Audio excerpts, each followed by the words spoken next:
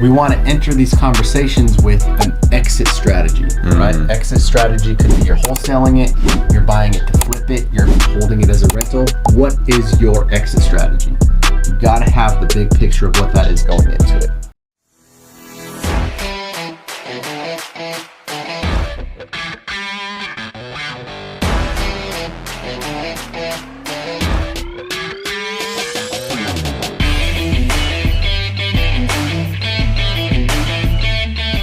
When we're bridging into the property characteristics, which also in many cases can be linked to the pain, right? So properties run down, distressed, deferred maintenance, right? Behind on payments, foreclosure, whatever the case might be, right?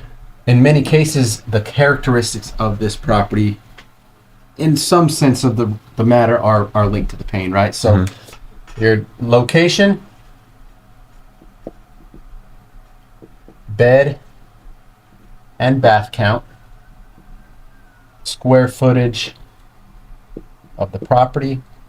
Now, what we're doing is we're finding the avatar, right? Going back to beginning with the end in mind, we want to have an idea of who the end buyer, whether it be a local investor, a hedge fund, could be ourselves, but we want to have a picture of what the property characteristics and the avatar of this property are fitting on the backside of it. We want to enter these conversations with an exit strategy, right? Exit strategy could be you're wholesaling it, you're buying it to flip it, you're holding it as a rental. What is your exit strategy?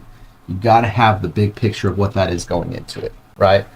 But we got general characteristics, super important to what you were saying, age of all major systems, right? So age of the roof, AC unit. We want to know the last time that the kitchen and bathroom were updated, because those in themselves, right? Kitchen remodel, 10K minimum. Bathroom remodel, 5 to 7. You know, roof, depending on the size of the roof, I mean, 7 to 10K now. I used to be able to get a roof for 5K. AC unit, 5K, right? But we want to know the age of all major systems and the general condition of the house. Any other specific features that you can think of? Bed, bath, let's see, roof, AC, kitchen, bathroom.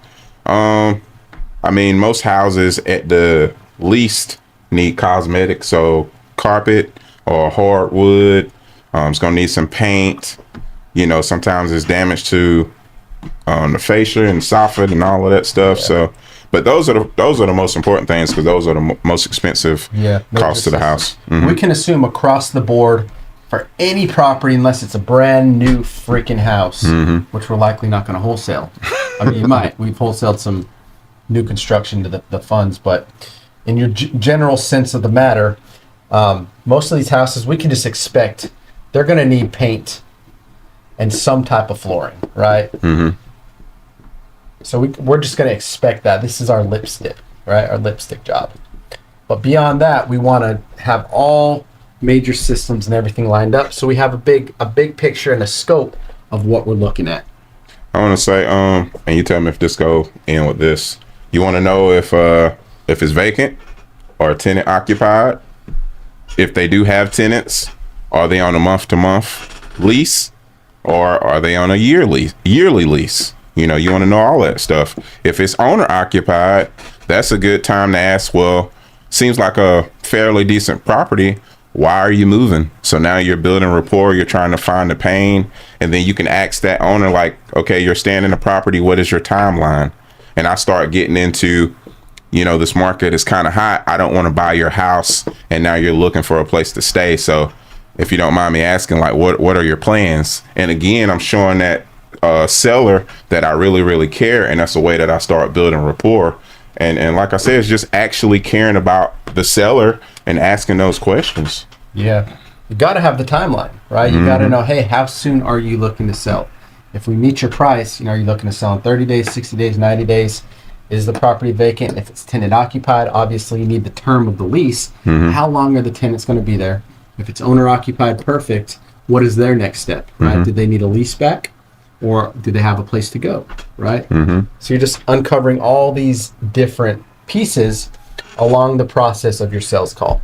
And just like you said with the lease back, that's another exit strategy. If you got somebody, let's say you got a owner that stays in the house, they want to sell the house, but they're going to need to stay there extra 30 days. So we offer something called a lease back. So you have to know what your company benefits and what you have to offer to solve this person's problem.